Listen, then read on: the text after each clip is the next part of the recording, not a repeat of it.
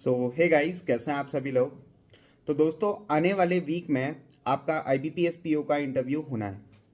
I know बहुत लोग अपना पहला इंटरव्यू दे रहे होंगे, बहुत लोग ऐसे भी होंगे जो रिपीट कर रहे होंगे मेरे जैसे। मैं खुद इस बार इंटरव्यू दे रहा हूं अपना आईबीपीएस पीओ का। तो दोस्तों, आज मैं यहाँ पर आप लोगों के सामने शेयर करना चाहूँगा जो मेरा आईबीपीएस पीओ का इंटरव्यू रहा था। अब देखिए दोस्तों, मेरे से क्या क्या क्वेश्चंस पूछे गए थे, किस तरीके से, कहाँ मेरा इंटरव्यू हुआ था एंड ऑल। सबसे पहले तो दोस्तों मैं बता दूं, जो मेरा इंटरव्यू रहा था वो होटल जेबीआर में रहा था, लखनऊ में। और इस बार जो मेरा इंटरव्यू आया है होटल सेवी ग्रैंड में आ रखा है, और जो कि 17 को है।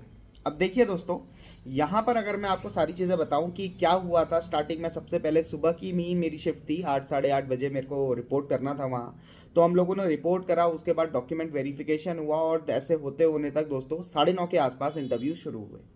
मेरा लगभग लगभग तीसरे चौथे नंबर पे ही इंटरव्यू था, मेरा पहला पैनल मिल रखा था मुझे।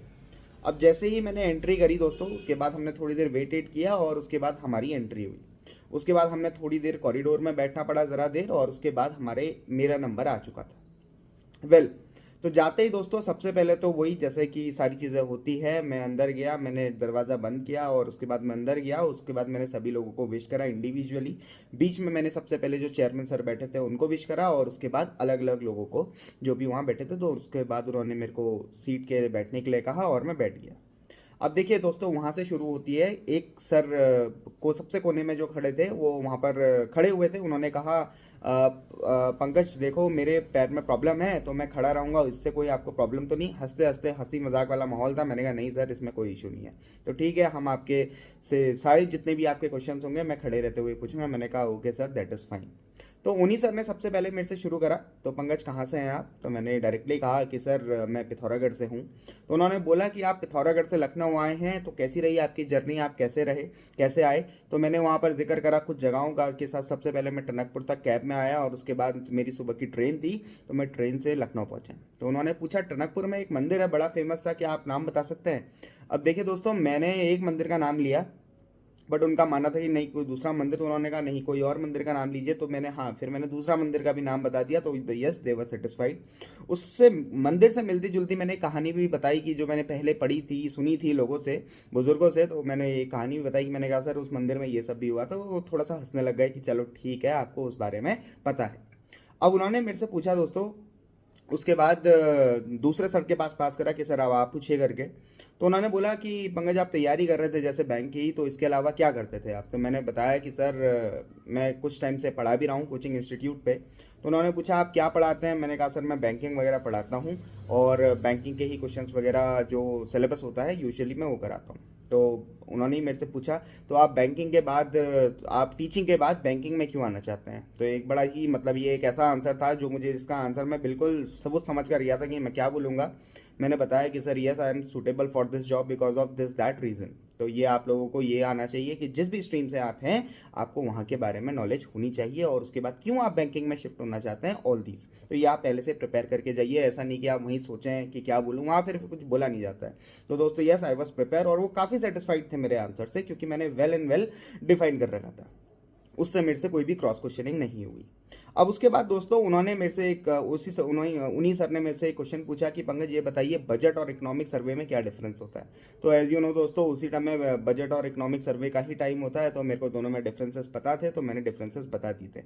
एक क्रॉस क्वेश्चन हुई थी दोस्तों वहाँ से मेरे से रिलेटेड कि इकोनॉमिक सर्वे कौन से ईयर का होता है नॉल। मैं थोड़ी चीज़, मैं क्वेश्चन नहीं समझ पाया, तो उस समय मैंने डायरेक्टली उनसे बोला कि sir I am not able to get the question.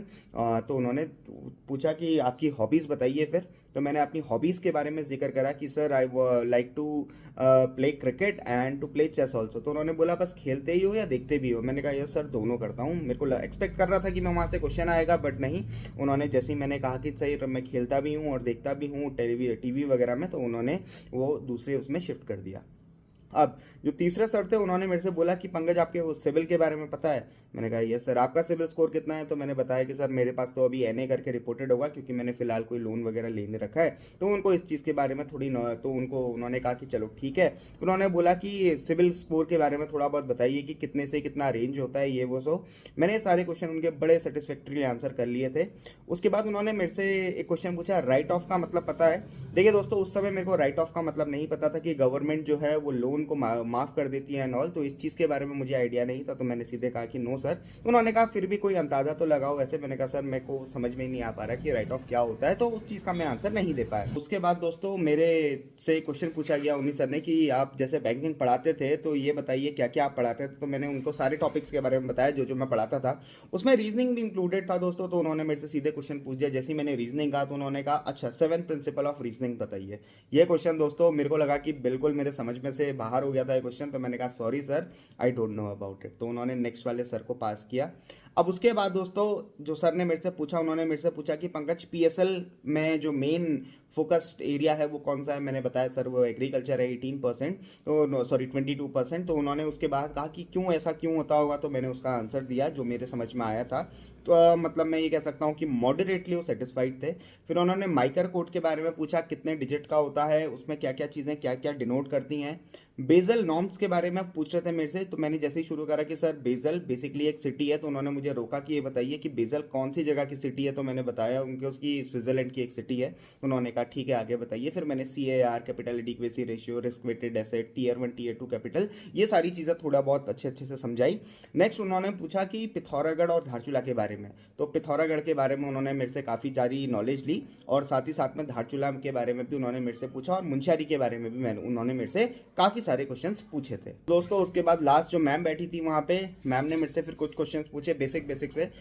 उन्होंने मेरे से पूछा कि बजट रिलेटेड एक दो क्वेश्चन पूछे थे। उस समय पर ई पासपोर्ट और वन नेशन वन रजिस्ट्रेशन इस तरीके की कोई चीज़ें आ रखी थी।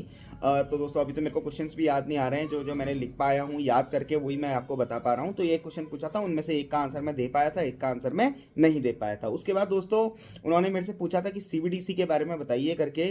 तो सेंट्रल बैंक डिजिटल करेंसी और ई-रूपी के बारे में मैंने एक्सप्लेनेशन दिया उनको कि ये चीज़ें हैं। उसके बाद दोस्तों लास्ट में उन्होंने मेरे से पूछा अच्छा लास्ट चीज़ पंकज एक चीज़ बताइए, प्रॉमिसरी नोट क्या होता है। तो दोस्तों मेरे को उस समय पर प्रॉमिसरी नोट के बारे में नहीं पता था। अब जाकर मैं पढ़ता हूँ कि प्रॉमिसरी नोट एक टाइप का नेगोशिएबल इंस्ट्रूमेंट होता है एंड ऑल, दो पार्टीज होती हैं उसमें एंड ऑल।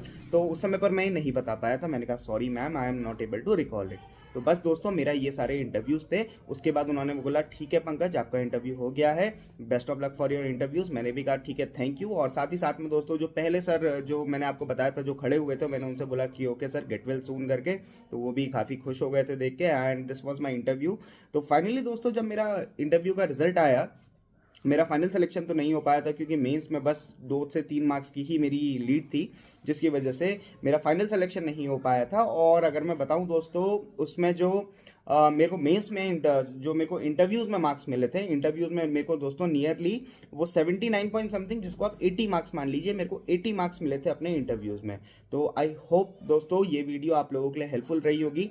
एक चीज़ दोस्तों मैं आपको बताना चाहूँ कि हो सकता है मेरे नॉलेज वाइज मेरे मार्क्स अच्छे नहीं भी आए, क्योंकि काफ़ी सारे क्वेश्चंस में आंसर नहीं कर पाया था और कुछ क्वेश्चंस में वो सेटिस्फाइड भी नहीं लग रहे थे, बट स्टिल उन्होंने अच्छे मार्क्स दिए। उसका मेन रीज़न यही था दोस्तों, कॉन्फिडेंस।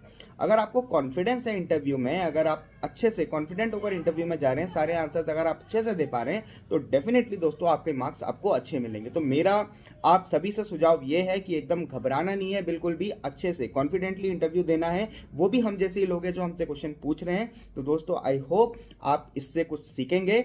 अच्छे से इंटरव्यू करिए और बढ़िया से अपनी प्रिपरेशन रखिए। मिलते हैं दोस्तों नेक्स्ट वीडियो में।